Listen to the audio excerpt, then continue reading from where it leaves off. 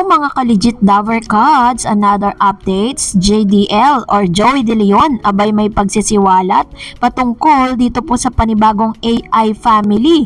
Si Zombie na nga ba ang tinutukoy nito? Ang lahat ng yan. But before that, if you haven't subscribed yet to my YouTube channel, please don't forget to like, share, and subscribe at i-hit mo na rin ang notification bell for more showbiz updates.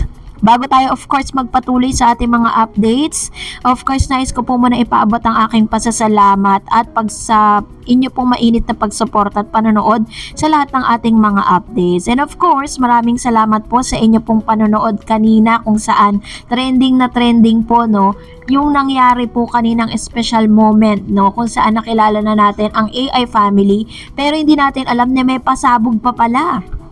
Hindi pa natatapos yung kanila pong AI family kung saan nakita na natin si Miss Ellen.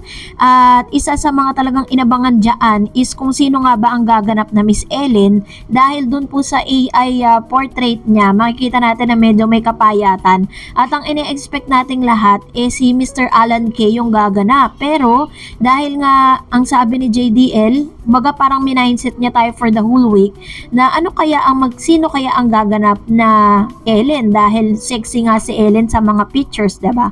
At dito nagkaroon pa ng konting dramas. Of course, nagkita na po ang mag-sister na si Miss Tash or Atasha Mulak or Tash or Tasing at ito pong si Miss Ellen kasama ang kanyang boyfriend na si Brad.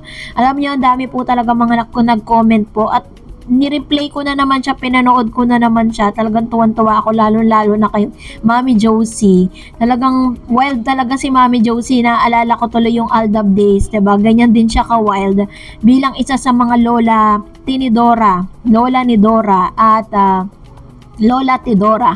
Diba? Yun po yung mga talagang nag-trend.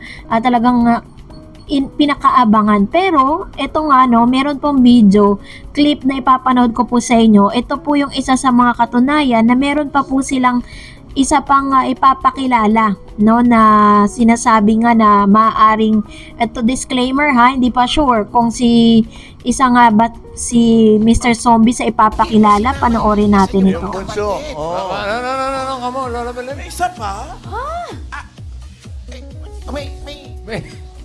May isa pang kapatid dito si Ellen. Oo, yung bunso. Yes, bossing. Really? Sorpresa dahil hindi natin ine-expect na meron pang isang kapamilya na talagang ipapakilala itong ang AI family. At sabi pa nga ni JDL, panoorin natin to. Sandali lang. Yung bunso nyo ba, yung pinaglihi sa Nigerian? Hint na ibinigay po ni JDL, sinabi niya na ang yun daw bang bunso na ipapakilala nila ay pinaglihi sa Nigerian.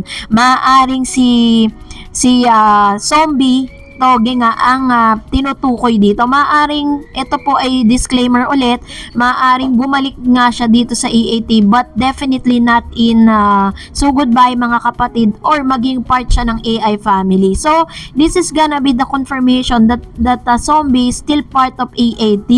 So huwag tayong malungkot, wag malungkot ang mga fans nitong si Mr. Zombie dahil parte pa rin naman talaga siya ng EAT at wala naman po talagang any announcement na tinanggal po siya, 'di ba? Nung naalala ko si Madam Kilay, 'di ba? Isa siya sa mga naging host ng EAT at isa sa mga dahilan kung bakit kailangan niya nang mawala sa eksena dahil syempre meron po siya mga trabaho sa ibang bansa na kailangan niyang asikasuhin. Ngayon naman si Zombie kasi meron po siyang movie na kailangan niyang tapusin. And yun po yung ilan sa mga hint na ibinigay nitong si Mr. Joey De Leon na yun daw bang kapatid or younger sister or brother nitong si Ellen ay pinaglihi sa Nigerian. So isa lang naman po yung isa sa mga legit Dover Cards na masasabi nating Nigerian and that is Zombie Toge. So nakaka-excite lang kasi talagang mas lumalaki at mas tumitindi pa yung mga revelasyon po nila.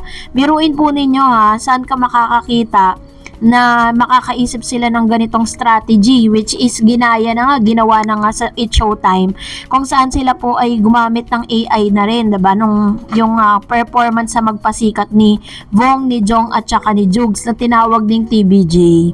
So kayo po, ano po ang inyong hula? Si Zombie kaya, yung kanilang latest na kapatid ni Ellen? Comment down below. Salamat po. Salamat po at narito naman ang ilan sa mga komentong napili po natin mula sa ating pong mga latest updates. So let's start off with Miss Alocasas. Para pumayat si Mal, sobrang taba na niya, tama lang, sa sugod bahay siya. Si Maine, original yan sa EAT. Wala kayong pakialam. Fluent mag-English si Maine, magaling mag-host. Sanay na siya mag-host. 8 years na niyang ginagawa since 2015 pa. Actually, may award na nga siya as best host ng afternoon TV program like Eat Bulaga. Si Miles, meron bang award na best host? Kaya wag i-compare si Miles kay Maine, no? May award si Maine, siya wala.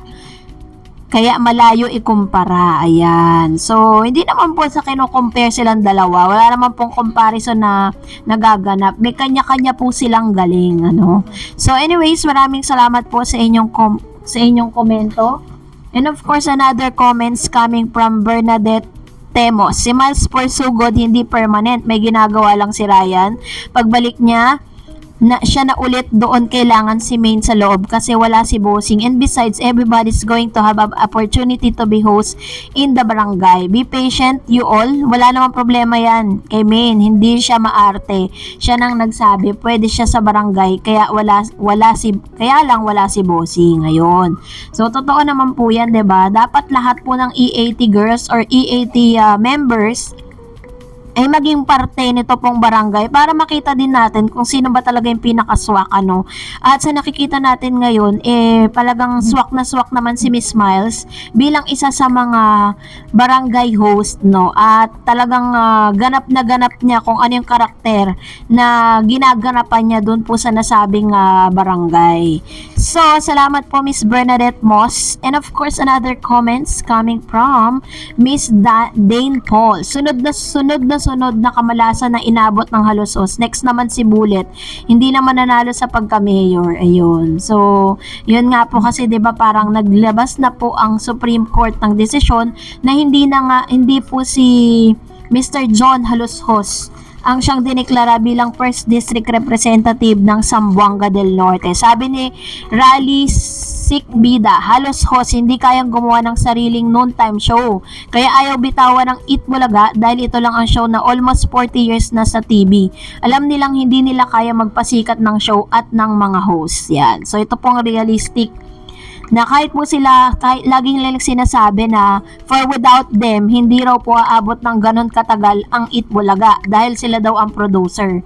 So, ngayon, mapapatunayan na sila ang producer pero hanggang ngayon, wala pa rin support na nakukuha sila galing sa mga Davar Cuts. And that's it for today. For more videos and updates, please don't forget to like and subscribe. And please follow me on my Facebook page, Dareds TV. God bless everyone.